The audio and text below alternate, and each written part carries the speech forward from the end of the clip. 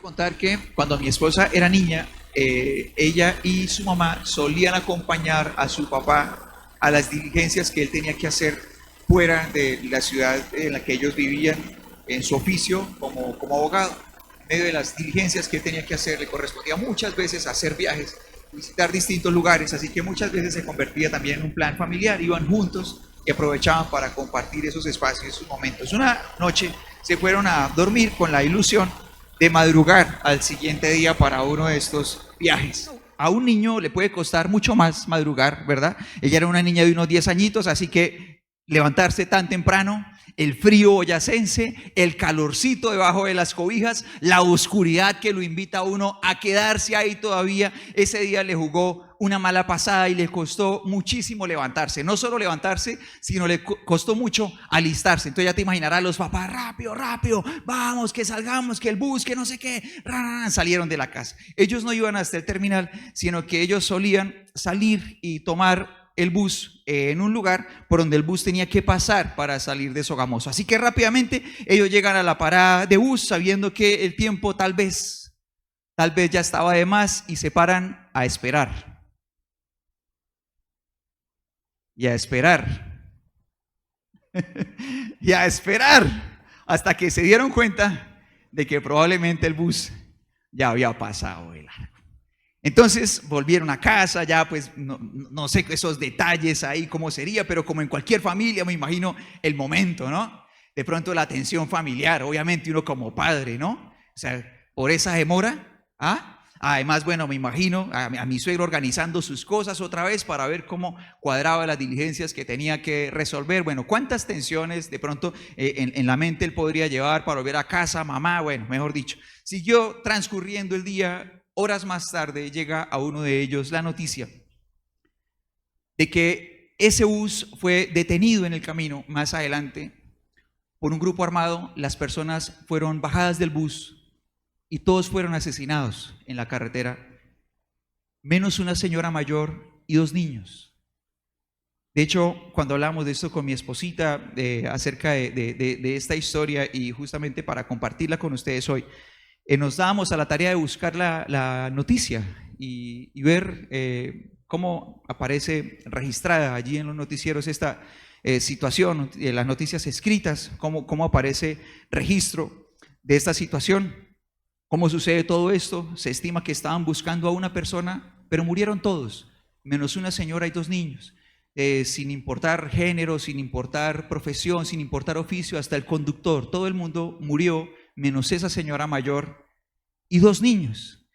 Y yo pienso en esto y pienso en muchas cosas. 2 de ellas son que las abuelitas de mi esposa fueron mujeres que a lo largo de la mayor parte de su vida temieron al Señor, caminaron con Él, buscaron al Señor, y creo con todo mi corazón en la cobertura espiritual que uno genera para su familia.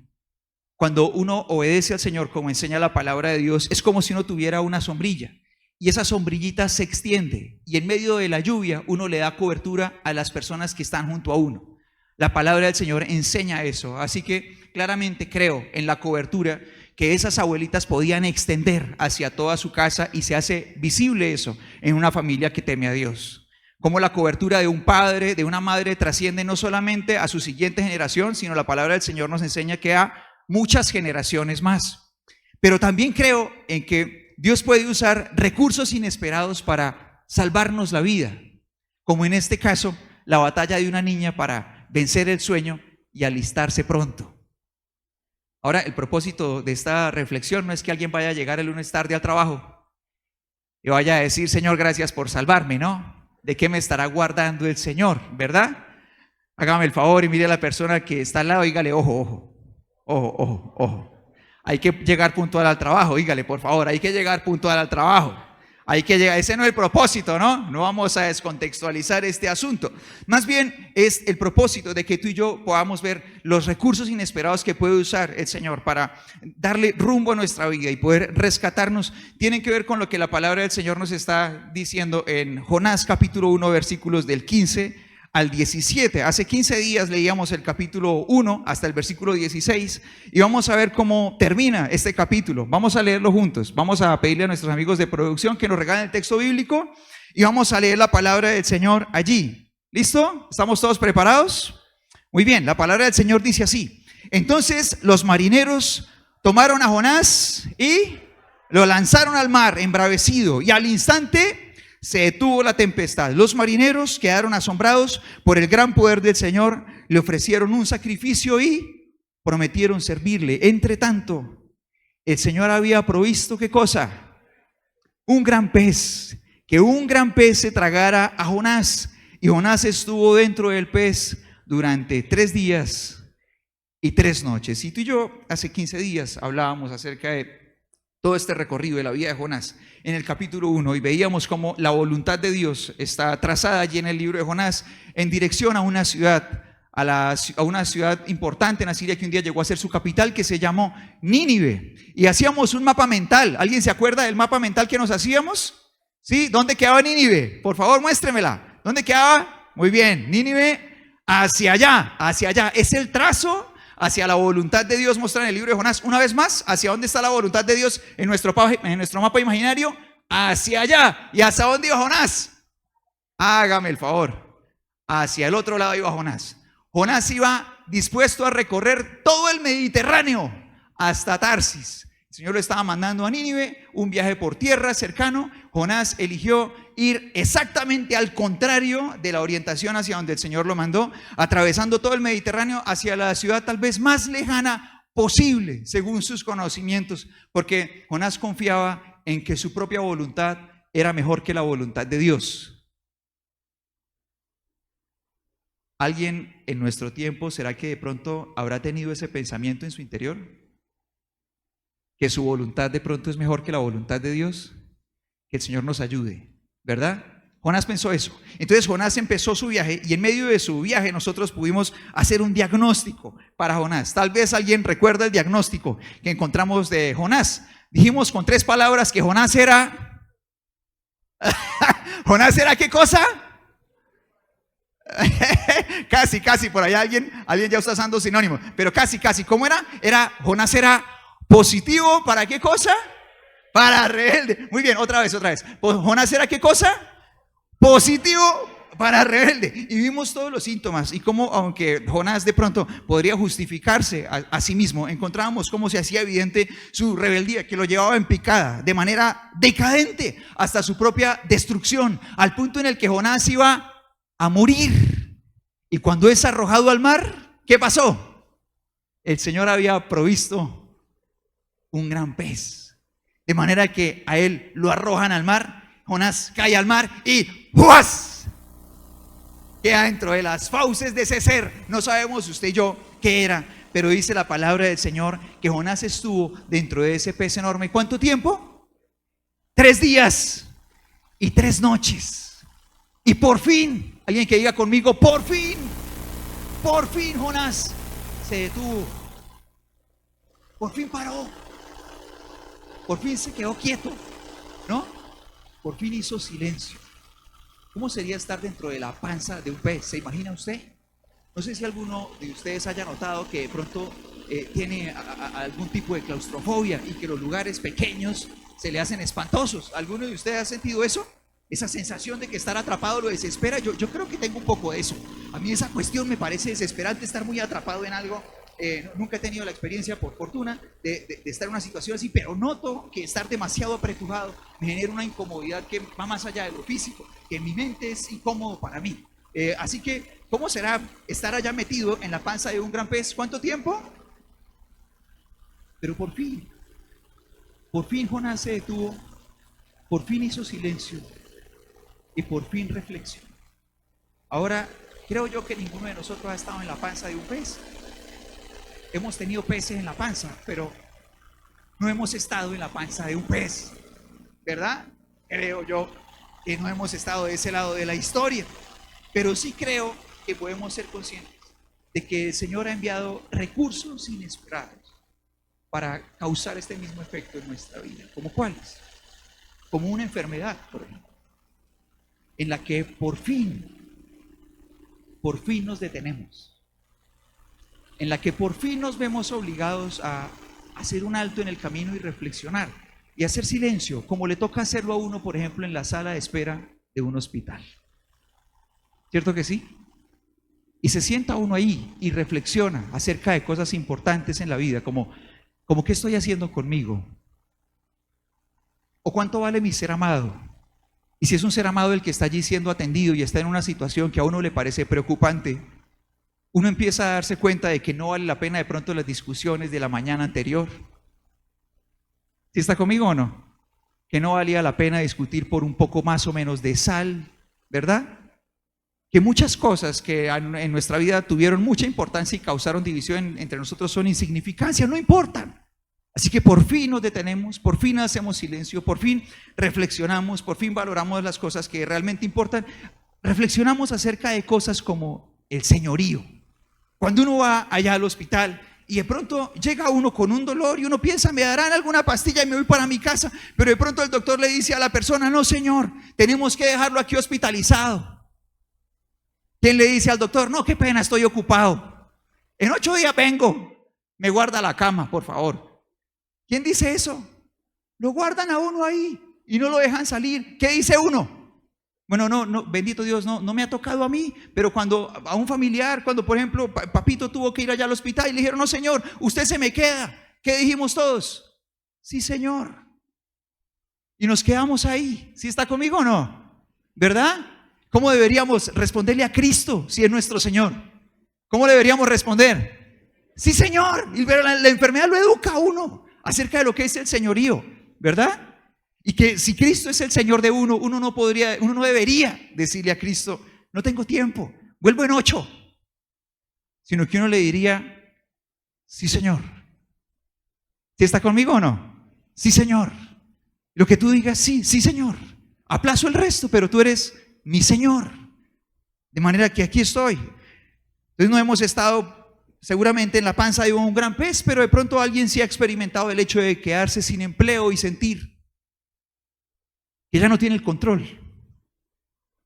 Y de pronto podemos tener títulos colgados en una pared, pero de pronto cuando las cosas no están funcionando profesionalmente nos damos cuenta de que esas cosas no tienen tanto poder como pensamos, que no son tan grandes, que no somos autosuficientes ni todopoderosos y que nada somos sin el favor de Dios.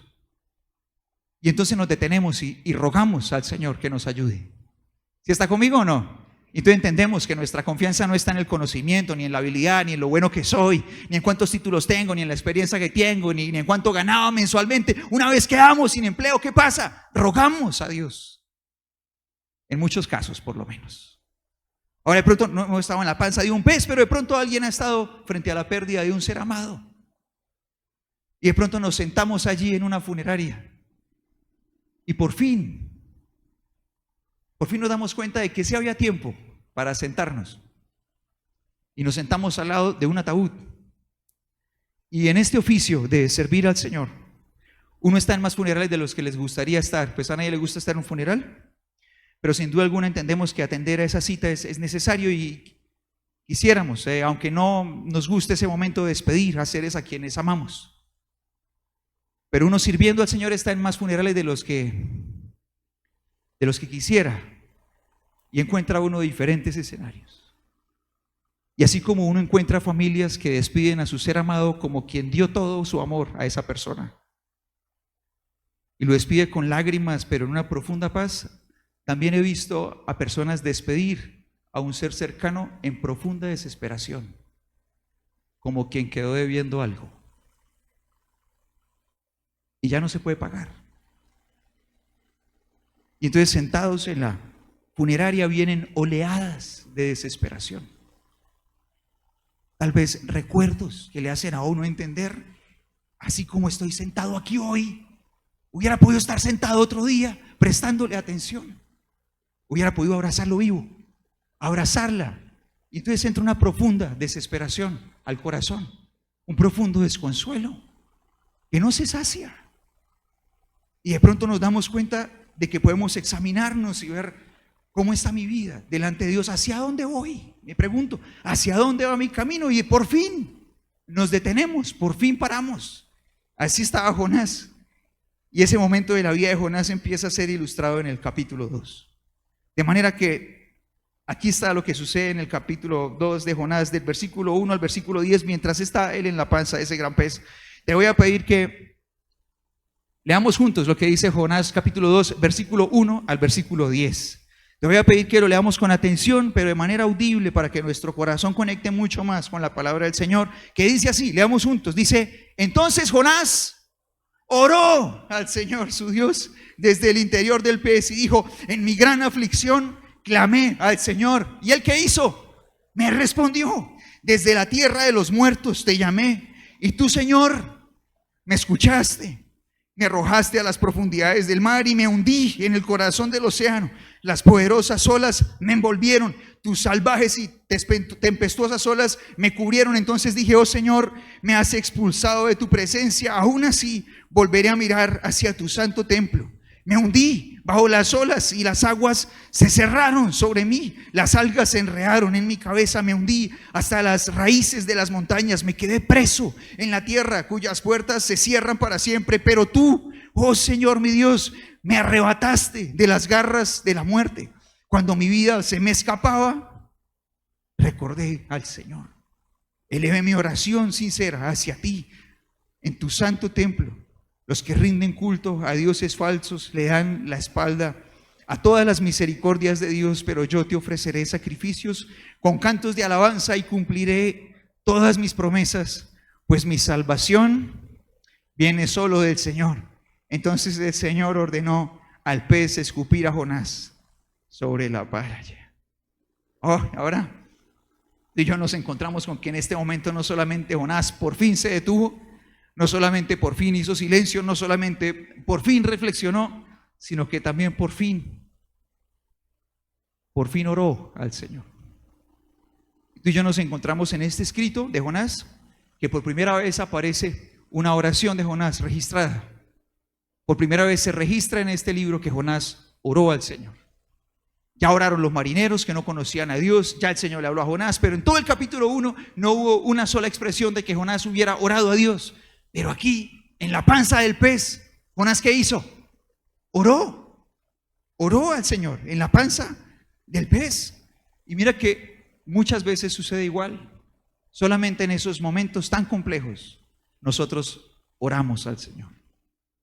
Nos damos cuenta de que necesitamos buscar al Señor y entregarle nuestro corazón. Oramos a Dios y clamamos a Dios sinceramente, de corazón. A veces en medio de servir al Señor y el ministerio nos encontramos en momentos en los que necesitamos preguntarle a una persona: ¿cómo está tu relación con Dios?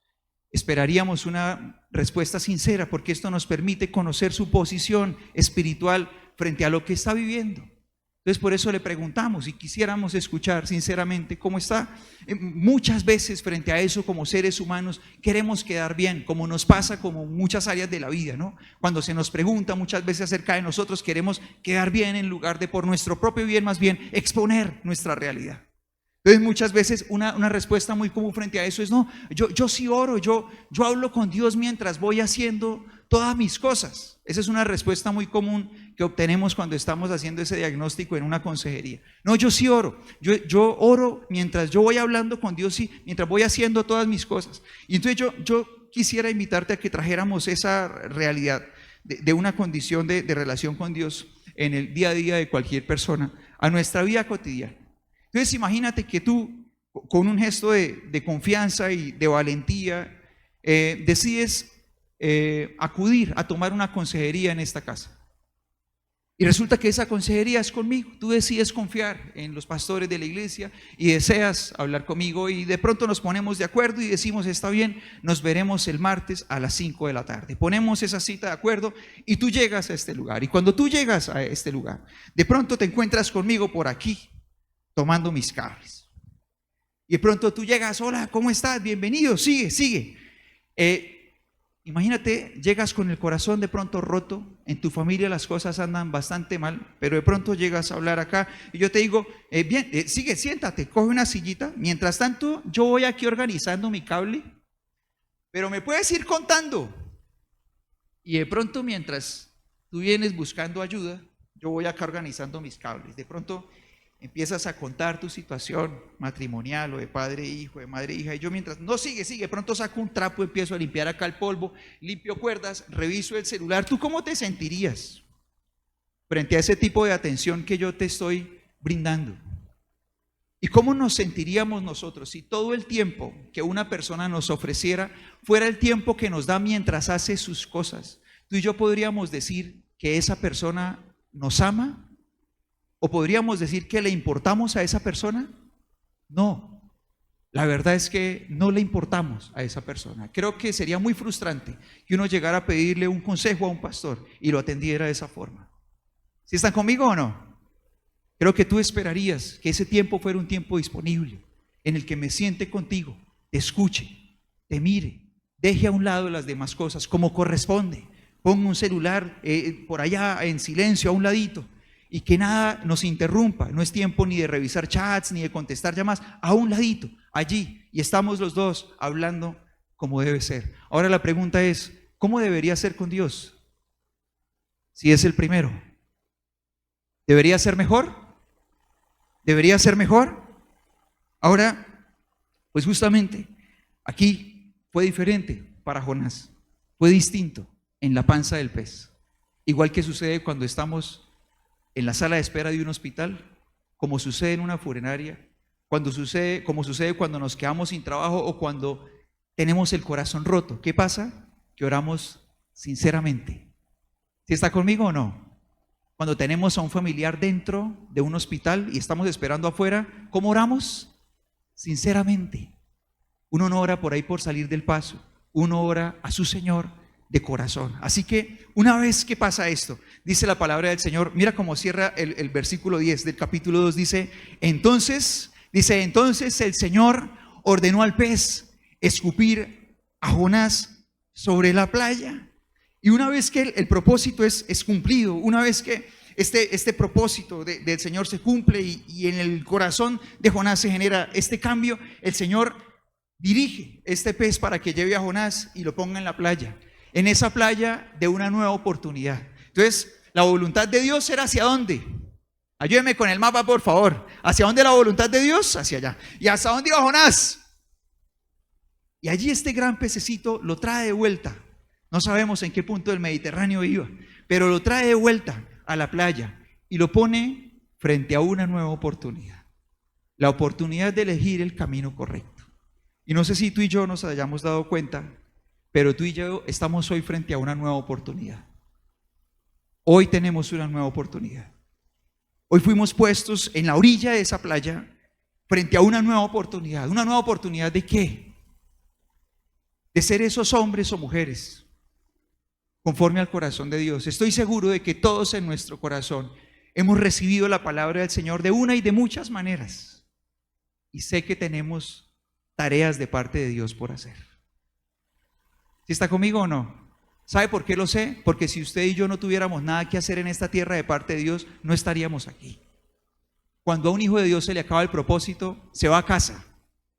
¿Sí está conmigo o no? Cuando se nos acaba acá la tarea, nos vamos al mejor lugar del mundo. Nos vamos a la presencia de nuestro Dios. Pero mientras usted y yo estemos aquí, hay algo por hacer. De manera que tú y yo estamos allí, en esa playa de nuestra vida, frente a la gran oportunidad de ser ese hombre o esa mujer conforme al corazón de Dios. De ser ese esposo o esa esposa. De estar allí, frente a la oportunidad de reconstruir todo lo que haga falta reconstruir desde mi lado, de ser ese papá. Una nueva oportunidad de ser esa mamá. O de ser ese hijo que debo ser, una nueva oportunidad de ser un discípulo de Cristo, alguien que represente a su Señor. ¿Sí estás conmigo? Es una nueva oportunidad. Ahora, ¿cuántas oportunidades de esas tendremos? ¿Cuántas oportunidades de estar en esa playa tendremos? ¿Cuántas serán? ¿Las podemos contar? ¿Cuántas el Señor le hubiera podido dar a Jonás? ¿Lo sabemos? ¿Cuántas le corresponderían? No lo sabemos. Yo les he contado a ustedes varias veces que suelo leerle la palabra de Dios a mi hijo. Se lo he contado ya en más de una ocasión. Que casi todas las noches le leo la palabra de Dios. Y es una cita que el Señor nos permite tener. Noche tras noche leo la palabra con él. Les he contado cómo lo hago, que elijo qué libro de la Biblia vamos a recorrer de acuerdo a su edad, de manera que él pueda conectar con la palabra de Dios. Les he contado también que tomamos porciones pequeñas para que sea un momento en el que podamos ir a puntos claros y siempre tener la expectativa de ir a una nueva historia. Lo hacemos juntos y estamos allí haciendo este recorrido. En este momento estamos terminando el segundo libro de Reyes y estamos allí sentados casi todas las noches yendo a la palabra del Señor. Digo casi porque hay noches en las que llego tarde y Él ya debe estar dormido, pero la mayoría de las noches estoy ahí. Les cuento esto otra vez porque hace unos días me entregó un dibujo y en ese dibujo, que quiso entregarme como un detalle de amor hacia mí, Él decidió caricaturizar con un tipo de dibujo que por estos días le gusta a muchos. Lo llaman stickman, son como muñequitos de rayitas, de palitos básicamente. Esos que son como la cabecita una bolita y el cuerpo es un palito, los bracitos otro palito. Ese tipo de muñequitos le gusta caricaturizar. Son curiosos, son graciosos, me gusta también verlos y las cosas que hace. Y no tenía muchas escenas, tenía como unas 4. Y estaban allí en esa hojita, lo hizo como un detalle de amor para mí. Y en esas escenas aparece su papá, aparezco yo. En ese dibujo aparezco yo como en 3 o 4 escenas que son importantes para él. En una de ellas aparezco tocando la guitarra y bueno, y pone ahí cositas. En ninguna de ellas aparezco predicándole la palabra de Dios a ustedes. Pero de pronto me fijé en una escena que fue la que cautivó mi corazón y de pronto en esa escena hay una silla. Y en esa silla estoy pintado yo, con un celular, porque siempre leo la Biblia desde el celular. Apague la luz. Y él en su cama, mientras le leo, en medio de todas las escenas relevantes que pudo escoger, que pudo elegirnos montados encima de una montaña rusa y que lo pudo dibujar igual tantas cosas, me eligió sentado en esa silla. Soy consciente de que no toda la vida estaré sentado en esa silla. Soy consciente de que me quedan pocas noches sentándome en esa silla.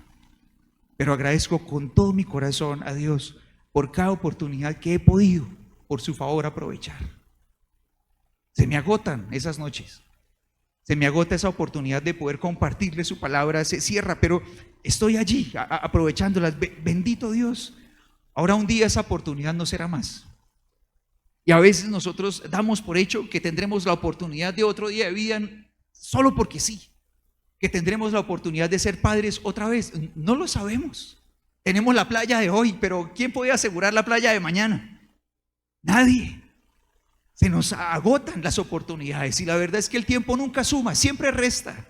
Se nos agotan, tenemos que aprovecharlas al máximo y estamos aquí. Y ese día Jonás estaba allí, en esa oportunidad, en su playa. ¿Qué hubiera podido Jonás de pronto estar allí y de pronto volver y tirarse al agua o comprar otro boleto de barco para irse a cruzar el Mediterráneo otra vez? ¿Hubiera podido hacerlo o no? ¿Lo habremos hecho nosotros? Que el Señor nos dé otra oportunidad, pero hayamos decidido volver a tomar el boleto de barco. Tal vez sí lo hayamos hecho. Ese día Jonás nos dio ejemplo, pero la pregunta para nosotros en la playa de hoy es: ¿qué haremos esta vez? ¿A dónde iremos? Hoy tenemos la oportunidad de elegir el camino de ser ese padre que nuestros hijos necesitan, de ser ese esposo que nuestra esposa necesita, de elegir ser ese hijo que nuestro hogar necesita, de ser ese hombre o esa mujer que tú y yo podemos ser como hijos de Dios. Es hoy ese día. Tenemos la facilidad como seres humanos de aplazar hasta cuándo. Tú y yo no sabemos cuántas oportunidades tendremos. Tenemos una. Qué bien por Jonás que la aprovechó, y por eso la palabra del Señor dice en Jonás capítulo 3, versículo 1, así vamos a leer del 1 hasta el 4. Dice la palabra de Dios: el Señor habló por segunda vez a Jonás. Vamos a leer juntos. ¿Qué le dijo el Señor? Dice: levántate y ve a la gran ciudad de Nínive y entrega el mensaje que te he dado. Esta vez, ¿qué pasó? Alguien que lo diga fuerte. ¿Esta vez qué pasó? Jonás obedeció el mandato del Señor y fue a Nínive, una ciudad tan grande que tomaba 3 días recorrerla toda. El día que Jonás entró en la ciudad, clamó a la multitud: dentro de 40 días Nínive será destruida. Yo quiero que nos preguntemos todos: ¿qué hizo Jonás esta vez? ¿Y qué necesitamos hacer nosotros? No, digámoslo bien fuerte. ¿Qué necesitamos hacer nosotros? Ahora te voy a invitar a que leamos juntos cuál fue la consecuencia. Y sigue diciendo el versículo 5, la consecuencia de lo que pasó. Dice: entonces la gente de Nínive, ¿qué hizo? Creyó el mensaje de Dios. Vamos a leer juntos. Dice: y desde el más importante hasta el menos importante, declararon ayuno y se vistieron de tela áspera en señal de remordimiento. Cuando el rey de Nínive oyó lo que Jonás decía, bajó de su trono. Alguien que diga conmigo esas 4 palabras. ¿Qué hizo el rey? Bajó de su trono y se quitó sus vestiduras reales, se vistió de tela áspera y se sentó sobre un montón de cenizas. Entonces el rey y sus nobles enviaron el siguiente decreto por toda la ciudad: nadie puede comer ni beber nada, ni siquiera los animales de las manadas o los rebaños. Tanto el pueblo como los animales tienen que vestirse de luto, y toda persona debe orar. ¿Orar cómo? ¿Orar cómo? Intensamente a Dios. ¿Qué más? Apartarse de sus malos caminos y abandonar toda su violencia. ¿Quién sabe? Puede ser que todavía Dios cambie de parecer, contenga su ira feroz y no nos destruya. Cuando Dios vio lo que habían hecho y cómo habían abandonado sus malos caminos, ¿qué pasó? Cambió de parecer y no llevó a cabo la destrucción con que los había amenazado. Ahora, ¿cuál fue la consecuencia de que Jonás obedeciera al Señor? ¿Cuál fue la consecuencia? Podemos decirlo de muchas maneras, ¿verdad? Pero cuando tú y yo empezamos a leer, dice que la gente cuando escuchó, ¿qué hizo? La gente creyó. La gente creyó. Y empezó a abandonar sus caminos, empezó a abandonar su violencia, empezó a dejarlo todo. La evidencia de que estaban creyendo es que decidieron dejar atrás todo aquello que realmente el Señor les estaba mostrando como en un espejo. Ahora, ¿cuál será la consecuencia si tú y yo decidimos obedecer a Dios? ¿Qué va a pasar en nuestra vida? ¿Qué sucederá en nuestra familia? O sea, esta ciudad iba directo a la destrucción, iba directo al abismo. Había un justo juicio de Dios que después de cuánta misericordia que no podemos calcular había sido dada. Ahora de pronto alguien no conozca acerca de Nínive, pero el imperio asirio era conocido por su crueldad y violencia. Este imperio era un imperio malvado, pero en extremo. Solamente con curiosear un poco históricamente te encontrarás con que esta gente era conocida por la manera tan cruel, tan absurdamente mala con la que ellos trataban a sus enemigos. Masacraban a las personas con maldad, con torturas, con humillación pública, de manera que para nosotros es difícil pensar. De manera que si de pronto se hubiera hecho una encuesta en el Israel de ese tiempo y le hubieran preguntado a los israelitas, ¿usted cree que Nínive puede cambiar? ¿Qué hubiera dicho la gente? Probablemente no. ¿La gente cambió? Ahora mira que tal vez nosotros seamos los primeros en creer que tal vez las cosas en nuestro propio hogar no pueden cambiar. Tal vez nosotros seamos los primeros en creer que en nuestro corazón, en nuestro matrimonio o en nuestra propia familia, en la relación con nuestros hijos, las cosas no pueden cambiar. Y ahí hay un absurdo dilema entre nosotros, porque a veces una cosa es lo que queremos y otra cosa es lo que creemos de Dios. Por ejemplo, de pronto una señora puede estar pensando, ay, mañana es el día de la madre. ¿A dónde me irá a invitar mi esposo? Ay, pero por lo tacaño que es. ¿Verdad? Entonces una cosa es lo que quisiera y otra cosa es lo que cree. ¿Cierto que sí? Es un absurdo dilema en el que quisiera que pasaran cosas buenas, pero a la vez realmente su confianza está en otro lugar, en su corazón. Y a veces nos pasa eso delante de Dios. Quisiéramos el ideal, quisiéramos que el Señor hiciera de mí, de mi matrimonio con mi esposo, una relación de amor bellísima. Pero la verdad es que mi corazón está lleno de pesimismo. Quisiera que mi relación con mis hijos o con mis padres fuera fantástica, una relación de diálogo, de respeto, de honra, pero la verdad es que ese es mi ideal, pero mi corazón es pesimista. Entonces, por eso cuando me reúno con mis amigos, con mis amigas, yo digo, ¿cómo está su casa? No, terrible, usted verá, chico. ¿Verdad? Entonces una cosa es el ideal y otra cosa es lo que uno realmente confía en su corazón. Y de pronto si hubiéramos hecho esa encuesta y pensáramos, ¿qué piensan de Nínive? ¿Esa gente va a cambiar? No, pero ¿qué hizo falta? ¿Qué hizo falta para que sucediera el milagro? Acto de obediencia, ¿verdad? Primero, un acto de obediencia de Jonás, que decidió ir a predicar, y después cada uno se hizo cargo de su propia decisión de obediencia. Ahora yo les pregunto, ¿hubiera sido suficiente con la obediencia de Jonás? O sea, ¿qué pasa si Jonás va y predica, pero nadie se arrepiente? ¿Qué pasa? ¿Viene el juicio de Dios o no? Sí, viene el juicio. No era suficiente con la obediencia de Jonás. Cada uno tenía que hacerse cargo. ¿Alguien puede decir esa frase conmigo? Cada uno tiene que hacerse cargo. Digámoslo juntos una vez más por el propio bien de nuestro corazón. Digámoslo juntos. Cada uno tiene que hacerse cargo. De manera que será suficiente si en una familia Hay una esposa que ora y lee la palabra de Dios y el resto está desconectado del Señor. ¿Será suficiente? Ella podrá hacer mucho, sin duda alguna, ella podrá hacer mucho, pero si uno quiere que todo el horizonte, que todo el rumbo de una familia cambie, cada uno debe hacerse responsable de su propia decisión de obediencia. ¿Sí está conmigo o no? Mientras tanto, pobre señora remando solita y trayendo coberturas, teniendo la sombrilla para todas esas demás personas que hacen parte de la casa, pero que no quieren hacerse cargo de su propia decisión de obediencia a Dios. Ahora es suficiente con que haya unos padres que buscan escuchar a Dios y de pronto los hijos todos frescos, no les importa conocer al Señor y escuchar su palabra. ¿Será suficiente? No. Cada uno tiene que hacerse responsable de su propia decisión. Ahora, ¿serán solamente los hijos los que tienen que cambiar y reconocer sus errores y hacerle caso a sus padres de sus decisiones de cambio de acuerdo a sus consejos? ¿O será que los padres también tenemos que cambiar y arrepentirnos de nuestros pecados y abandonar nuestros malos caminos?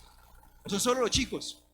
No, nosotros también, todos. O sea, uno no puede como padre llegar y ver a su hijo y de pronto quejarse de él y pensar, no, es que él tiene que cambiar y yo no mirarme a mí mismo. Al Señor lo necesitamos todos. ¿Está conmigo o no? Y todos necesitamos obedecer al Señor. Y todos necesitamos reconocer nuestro mal camino. Y todos necesitamos abandonar.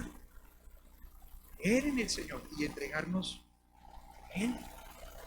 Ahora tú y yo nos encontramos con algo muy bello, y es que cuando todas estas personas asumen su propia responsabilidad de reconocer su realidad delante de Dios, de pedir perdón por sus pecados y abandonar sus malos caminos, dice el rey de la ciudad, quizás, quién sabe, tal vez Dios cambie de parecer. Y cuando todos decidieron cambiar delante de Dios, el rumbo de sus vidas cambió. Su destino cambió. ¿Está conmigo? Cuando todos decidieron cambiar, su destino también. Ahora, yo imagino que todos aquí en nuestro corazón deseamos un destino precioso para nosotros y nuestras familias. Yo imagino eso, ¿verdad? ¿Verdad que sí? ¿Sí estamos de acuerdo o no? Tal vez sí, tal vez sí. Cuando nuestro corazón decide abrazar la voluntad de Dios, cambiamos por dentro, nuestro destino también toma un nuevo destino. Nuestro destino cambia también. Yo te voy a invitar.